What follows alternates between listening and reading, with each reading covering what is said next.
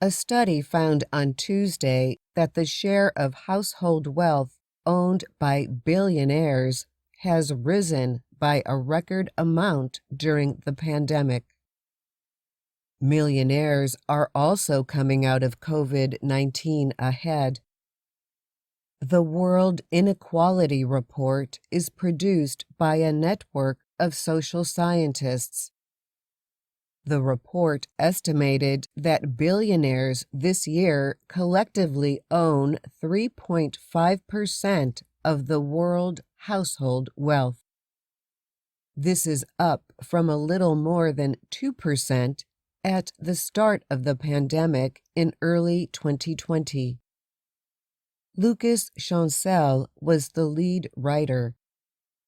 He said the COVID crisis has worsened the inequalities between the very rich and the rest of the population. He noted that rich economies used massive financial support to lessen the increased rise in poverty seen elsewhere. The report used different specialist research and public information. The opening part was written by U.S.-based economists Abhijit Banerjee and Esther Duflo. They were two of three economists who won a 2019 Nobel for work on poverty.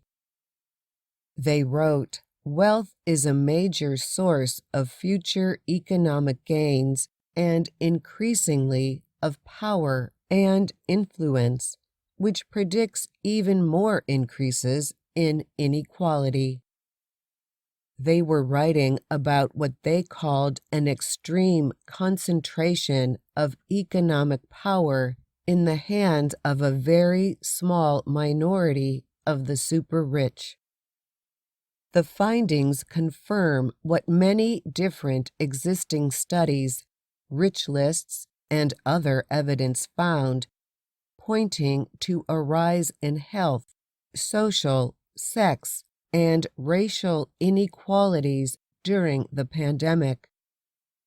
Forbes magazine publishes yearly a list of the world's billionaires.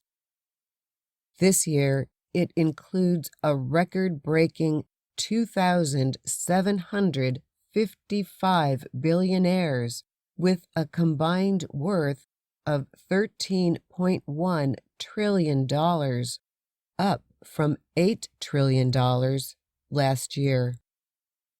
The new report showed that a wider group of 520,000 adults who make up the top 0.01% richest together saw their share of global wealth hit 11% this year.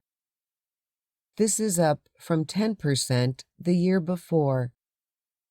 It said belonging to the top 0.01% richest means having a household wealth of at least $19 million. This was set for different amounts among different countries based on what a dollar could buy.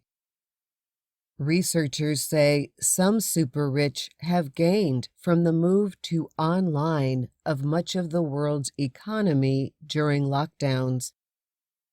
Others simply gained from the value of what they owned, which raised as financial markets put money into the recovery of the economy.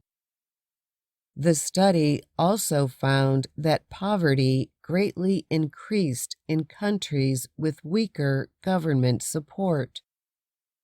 It found that large government support in the United States and Europe was able to deal with at least some of the effects on lower earners there.